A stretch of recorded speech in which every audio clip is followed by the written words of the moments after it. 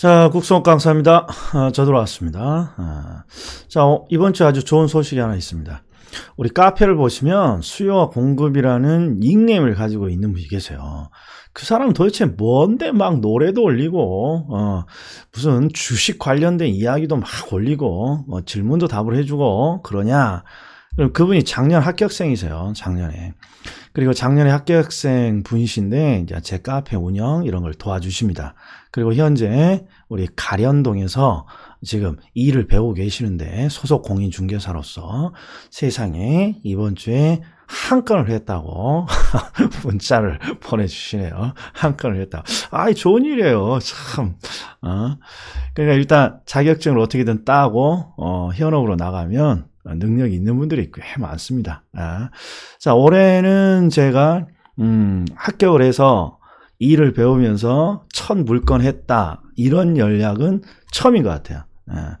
그 형님 이름이 정승욱이에요. 이름도 저랑 비슷하지 않습니까? 그리고 합격하고 나서 은평박물관에 소주 한잔 하고 찾아오셔가지고 같이 소주 한잔 하면서 이야기하다가 지금 같이 이렇게 카페도 운영하고 그러고 있습니다. 자, 아무튼 공부를 하시는 분에게 요게 힘이 좀 됐으면 해요. 즐거운 소식이죠. 즐거운 소식. 저도 한번 가서 사무실 한번 구경도 하고 얻어 먹어야겠습니다. 가련동입니다. 가련동. 가련동에서 일을 하세요. 은평구 가련동.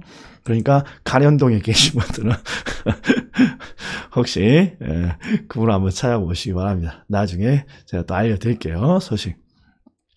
자, 오늘 금융론 총정리까지는 아니고 금융론 논점이죠. 항상 금융론은 왜 중요합니까? 금융론부터 우리가 점수를 많이 획득해야 원하는 점수를 얻을 수가 있어요. 금융론 뒷부분, 뭐 개발, 관리, 마케팅, 그게 이제 오늘부터 들어가는 거 아니겠어요? 자, 그런데 난이도는 어떻습니까? 난이도도 그렇게 어렵지 않아요. 암기하고 반복하면 되는 거니까. 자, 그럼 바로 들어갑니다. 자, 기본 강의 복습 지문이에요. 자, 강의 노트 31번은 부동산 금융의 이해예요. 이 금융의 이해 보면 항상 위험이라는 게 나오죠. 금융의 위험. 근데 금융의 위험 중에 항상 시험에 자주 나오는 게 이자율 위험, 조기 상환 위험, 인플레이션이요. 그래서 제가 암기 코드를 시장에 이자율이 올라간다, 시장에 물가가 올라간다, 그럼 누가 불리? 무조건 은행이 불리합니다. 이 정도는 암기를 해야 문제를 빨리 맞추죠. 그래서 제가 농담처럼 엘리베이터를 탔는데 누군가 엘리베이터가 올라가. 그럼 속으로 뭐라고 자꾸 생각하시라고. 은행이 불리해지겠구나. 시장의 금리가 올라가고 시장의 물가가 올라가면 무조건 은행이 불리. 암기 코드예요. 대출금리가 고정된 상태에서 시장금리가 상승하면 금융기관은 불리합니다. 이렇게 자주 나오니까 해석을 하지 마시고 시장금리가 상승하면 은행이 불리하죠. 이유는 시장금리가 상승하면 금리를 올려야 되는데 금리를 올리지 못하기 때문이죠. 그리고 이걸 우리는 이자율 위험이라고 하죠. 그래서 이자율 위험을 전가하기 위해서, 차입자에게 전가하기 위해서 어떤 상품을 판매하는 거예요? 변동금리 상품을 판매합니다. 대출금리가 고정된 상태에서 이번에는 시장금리가 하락했어요. 시장금리가 올라가면 은행이 불리고 시장금리가 떨어지면 차입자가 불리해지는 거죠. 그러니까 맞았네요. 오른지만. 그리고 차입자가 불리해지니까 차입자는 대책으로 조기 상환을 고려하는 거죠. 그래서 시장 이자율이 대출금리보다 낮아지면 차입자는 조기 상환하는 것이 유리합니다. 조기 상환. 그 다음에 5번. 대출금리가 고정금리일 때 대출 시점의 예상 인플레이션보다 실제 인플레이션이 높으며 이 실제 인플레이션이 높다는 건 물가가 실제적으로 올랐다는 뜻이에요. 그러니까 은행이 불리해야죠. 항상 뭐든 올라가면 은행에 불리라고 했으니까. 그리고 차입자는 이익이 됩니다. X 이렇게 가야죠. 자, 대출 금액은 항상 계산 문제고 대출 금리는 고정금리와 변동금리를 물어보죠. 그런데 시험은 주로 변동금리죠. 자, 변동금리 상품의 대출 금리는 땡땡 금리가 바로 기준이 되는 금리와 가산금리로 구성되어 있죠. 자, 2번을 보면 대출 금리를 변동시키기 위한 기준으로 선택된 지표. 이게 가상금리가 아니라 이게 기준금리죠. 그러니까 틀렸죠. 이게 기준금리란 이렇게 바뀌어야죠. 기준금리는 대출금리를 변동시키기 위한 기준으로 선택된 지표고 우리나라는 CD 유통수익률과 코픽스를 함께 활용하고 있다. 그 다음에 3번 담보유무 연체 실적 등 차입자의 신용도 등 대출 위험에 따라 기준금리에 가산된다고 그랬으니까 얘는 기준금리가 아니라 가상금리겠죠. 이것도 틀렸어요. 그래서 가상금리와 기준금리와 가상금리의 용어 정의는 잘 나옵니다. 그럼 4번이 대표적으로 시험에 잘 나오죠. CD금리가 상승하면 CD를 기준으로 대출금리를 변동시키는 경우라면 CD금리를 기준으로 하는 대출금리는 상승하게 된다. 이렇게 돼야죠. 자, 주택저당 채권 유동화 한번 이해 한번 해볼까요? 암기 코드도 있는데, 자, 유동화는 은행이 가지고 있는 자산을 현금으로 바꾸고 싶은 거죠. 현금. 근데 은행은 자신의 어떤 자산을 현금화하고자 합니까? 주택저당 채권. 이게 주택저당 채권 유동화죠. 자, 1번. 2차 시장은 항상 유동화가 이루어지는 시장인데 저당 대출을 원하는 수요자, 이 차입자고 저당 대출을 제공하는 금융기관, 은행이잖아요. 차입자와 은행이 형성하는 시장은 대출 시장이고 이게 1차 시장이죠. 1차 시장. 따라서 틀렸죠. 그 다음에 2차 저당 시장은 유동화가 이루어지는 시장. 이런 유동화가 이루어지는 목적은 1차 저당 시장, 즉 대출 시장이죠. 대출 시장의 은행에게 자금을 공급하는 역할을 하기 위한 거죠. 옳은 질문. 자, 우리나라는 유동화를 한국주택금융공사가 중개를 하죠. 실제 한국주택금융공사가 실무를 담당해요. 근데 한국주택금융공사가 은행의 주택저당 채권, 모기지 채권을 투자자에게 매각하는데 유동화는 항상 그대로 매각하는 게 아니라 채권을 새로운 형태의 증권으로 변화시켜서 발행을 하는 거죠.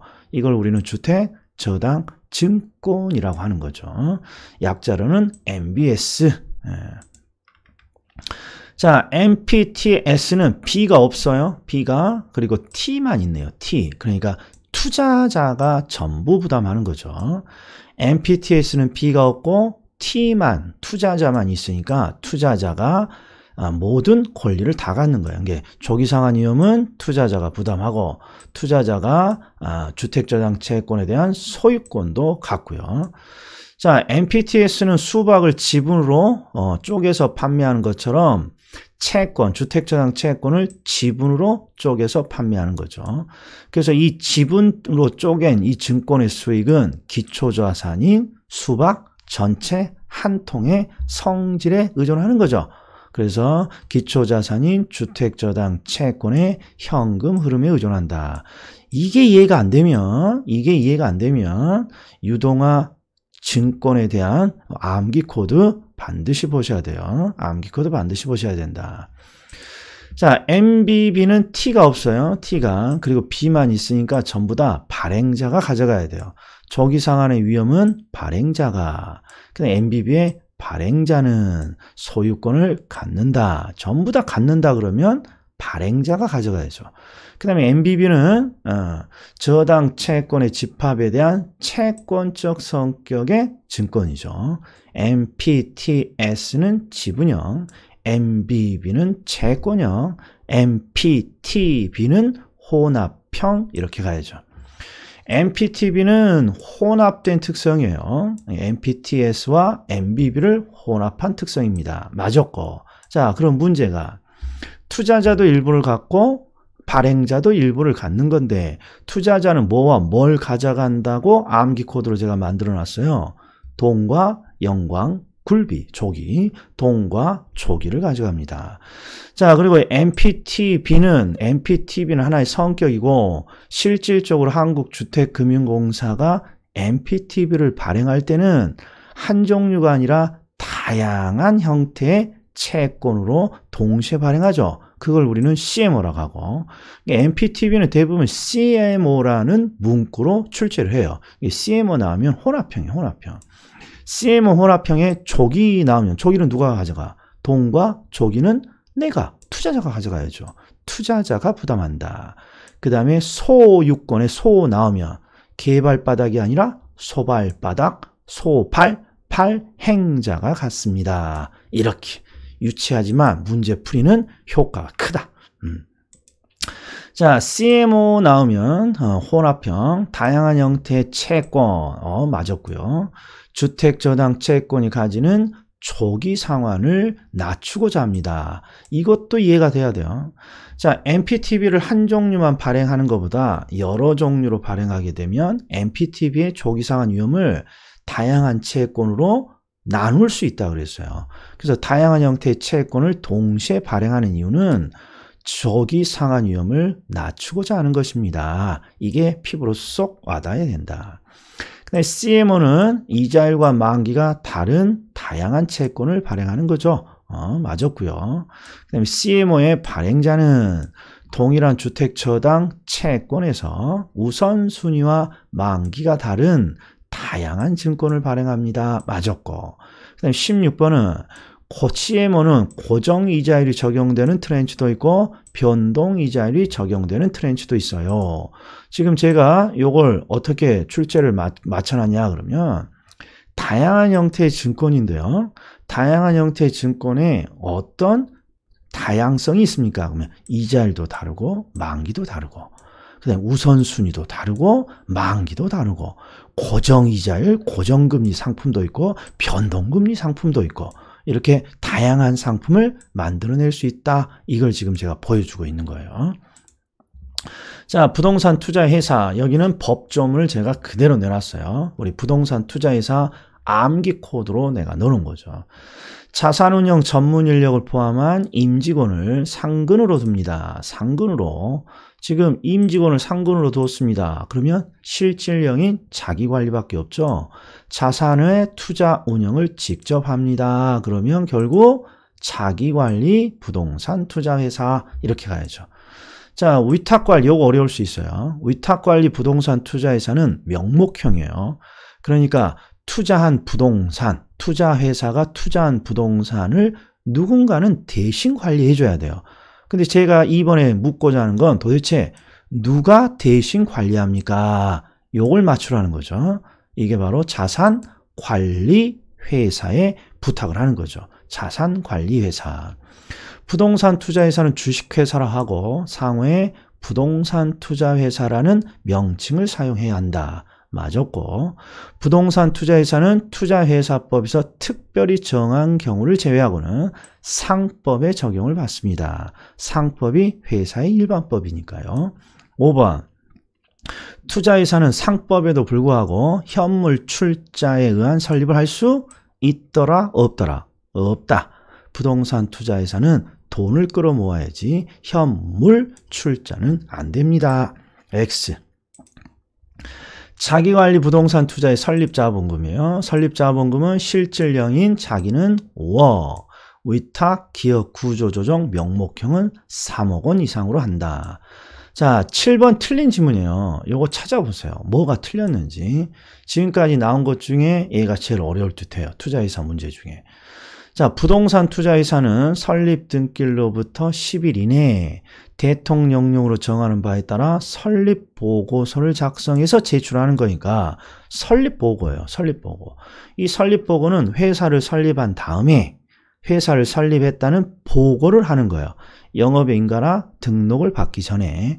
근데 이 설립 보고를 해야 되는 의무는 위탁 관리가 아니라 자기 관리인 실질형만 합니다.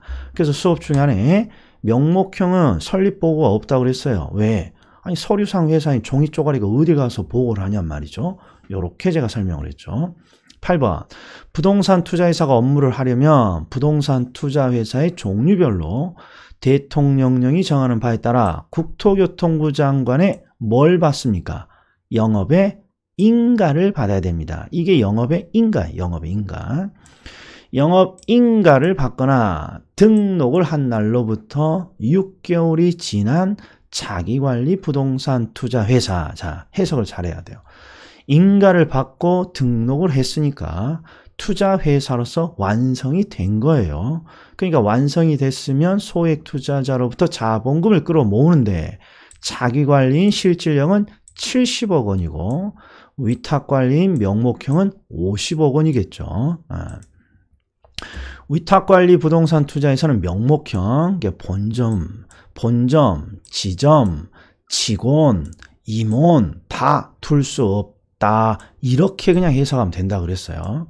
위탁관리는 명목형이기 때문에 본점, 지점, 직원, 임원 다 둘 수 없습니다. 이렇게 이해하자. 이렇게 암기했어요.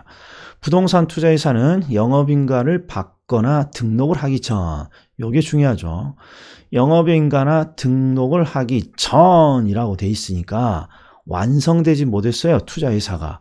그러면 주식을 발행하면 안 되는 거죠. 그러니까 주식을, 발행하는 주식을 일반에 제공할 수 있다, 할 수 없다? 할 수 없다. 옳은 지문이에요. 그 다음에 부동산 투자회사는 인가를 받거나 등록을 했어요. 그럼 완성체가 됐고 이제 주식을 발행해서 최저 자본금을 끌어모을 텐데, 자, 주식을 발행할 때 주식 총수의 30% 이상, 30% 이상을 일반 소액 투자자들에게 제공해야죠.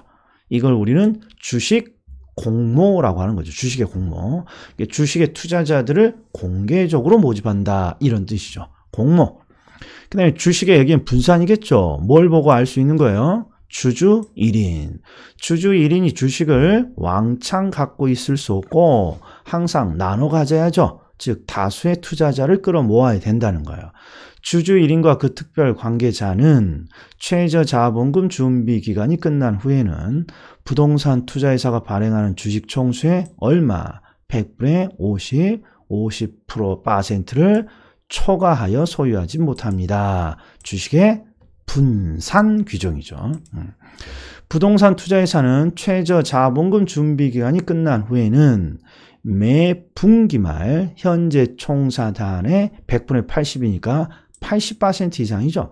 자, 80% 이상을 무엇으로 구성해야 합니까? 요게 시험에 나온 적도 있다고 그랬어요. 항상 부동산이고 또 부동산과 관련되어 있는 증권이고 나머지는 현금이겠죠. 아직 부동산이나 부동산 관련 증권에 투자하지 않았으면 현금으로 가지고 있을 테니까. 그리고 이 중에 70% 이상은 반드시 실물인 부동산이어야 한다는 거죠. 옳은 지문. 부동산 투자회사는 해당 연도 이익 배당 한도의 몇 프로 이상을 90% 이상을 주주에게 배당하여야 한다. 이 경우 상법에 따른 이익준비금은 적립하지 않습니다. 자, 이익준비금은 쉽게 말하면 기업 내부에 유보하는 이익이에요. 즉 사업을 준비하기 위해서 이익을 남겨놓는 건데 100분의 90% 이상을 주주에게 배당하면 아니 회사 내부에 남겨놓을 유보이익이 있을 수 없는 거죠. 그러니까 이익준비금은 적립하지 않습니다. 시험은 아직 나오진 않았어요. 이 뒷문장은 90% 이상이 시험에 나왔지. 그 다음에 프로젝트 대출. 자, 프로젝트 대출은 담보대출과 구분되는 거죠. 담보대출과. 즉 프로젝트 자체로부터 발생하는 현금 흐름, 담보가 아니라 이 프로젝트의 현금 흐름으로 돈을 갚겠습니다. 이렇게 자금을 조달하는 거죠. 옳은 지문.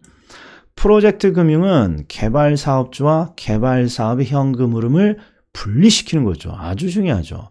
즉 개발사업자와 개발사업의 현금 흐름을 분리시키는 이유는 딱 하나예요. 딱 하나. 어떤 이유가 있습니까? 그러면 개발사업자가 개발사업에 영향을 주지 못하도록 하는, 요게 첫 번째 목적이고, 그러다 보니까 개발사업이 또 어디에 영향을 주지도 못해요. 개발사업자에게 영향을 주지도 못하죠. 자, 그게 바로 02번의 뒷문장이에요. 개발사업의 파산이 개발사업에 영향을 미치지 못하게 하는 거죠. 옳은 질문이죠. 그리고 개발사업으로부터 은행이 돈을 다 회수하지 못하더라도 누굴 쫓아가서 개발사업주를 쫓아가서 모가지를 잡을 수 없다고 그랬죠. 그래서 프로젝트 금융은 비소구, 제한적 소구 금융의 특징을 가지고 있습니다. 비소구. 그다음에 프로젝트 파이낸싱은 개발 땡땡땡의 재무상태표에 해당 부채가 표시되지 않습니다. 자, 재무상태표라는 거 회계장부니까 회계장부에 대출이라는 부채가 표시되지 않는다는 거예요. 그러니까 장부 밖에 있는 대출, 부의 금융효과라고 하는 거죠. 근데 의문을 가져야 돼요. 아니, 은행의 대출이 회계장부에 표시가 안 된다는 게 말이 되니? 말이 안 된다고요. 당연히 재무제표 또는 회계장부에 기록이 되는데 누구의 회계장부에 기록이 안 되느냐? 이게 중요한 논점이에요. 그래서 제가 땡땡땡이 개발 사업주의 회계장부에 기록이 되지 않는 거죠. 그래서 이 부의 금융효과는 사업주가 갖는 효과예요. 이게 중요한 포인트. 자, 이러면 금융론의 가장 기본적인 거 복수찜으로 한번 훑어본 거예요. 자, 이거 바쁘다 보니까 왼쪽에 암기 코드라고 되어 있네요. 이거 복수 문제예요. 복수 문제. 자, 다음 주에 또 뵙겠습니다.